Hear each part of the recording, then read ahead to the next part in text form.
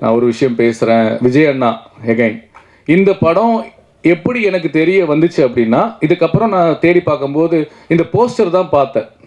இந்த மாதிரி இலவசமே இருக்கக்கூடாது, தமிழக முதல்வர் ஆணை அப்படின்னு சொல்லி போட்டு எனக்கு பயங்கரமாக, அதாவது விஜய்ன்னு சொல்லி போட்டிருந்தார் அந்த நியூஸ். எனக்கு கட்டிங் வந்து எனக்கு சரியா இப்போ ஞாபகம் இல்லை, பதட்டத்தில். இலவசம் இருக்கக்கூடாது, தலைவர் விஜய், தமிழக முதல்வர் விஜய் அப்படின்னு போட்டிருந்தது. வாவ், நான் பார்த்தேன், வாவ் சூப்பர் அப்படின்ட்டு நான் உடனே ட்வீட் பண்ண போனேன். அப்புறம் பார்த்தேன் என்னடா அப்படின்னு கீழே பார்த்தா தமிழக முதல் ஒருவேளை கீழே வந்து நான் டேட் 26 போட்டிருந்துச்சு. ஆஹா, இது என்ன ஏதோ தப்பாக இருக்கே, நம்ம ட்வீட் பண்ணக்கூடாதுன்னு சொல்லிட்டு பின் வாங்கிட்டேன். அப்புறம் அதுதான் விஷயம், இந்த படத்தை உலகம் முழுக்க கொண்டு போய் சேர்ந்தது. ஏன்னா தளபதி விஜய் என்பது வெறும் பெயர் அல்ல, 1 கோடி தமிழ்நாட்டில் இருக்கக்கூடிய 1 கோடி மக்களின் உயிர். அதில் நானும் ஒருத்தன். நான் மிகைப்படுத்தி பேசல. நான் 50 படங்கள் நடிச்சிட்டேன், தமிழ், மலையாள, தெலுங்கு 3ல்.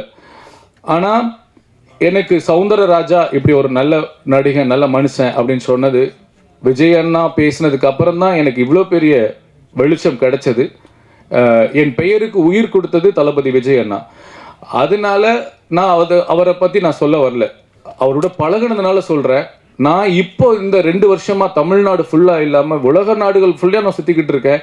தமிழகர் மட்டும் இல்லாமல் உலகத்தமிழர்கள் மனதில் ஃபுல்லாகவே விஜய் அண்ணா வாழ்ந்துட்டு இருக்காரு. இன்னும் அடுத்த 2026 மாஸ்டர், நம்பிக்கையில் இல்லை மாஸ்டர், உறுதி.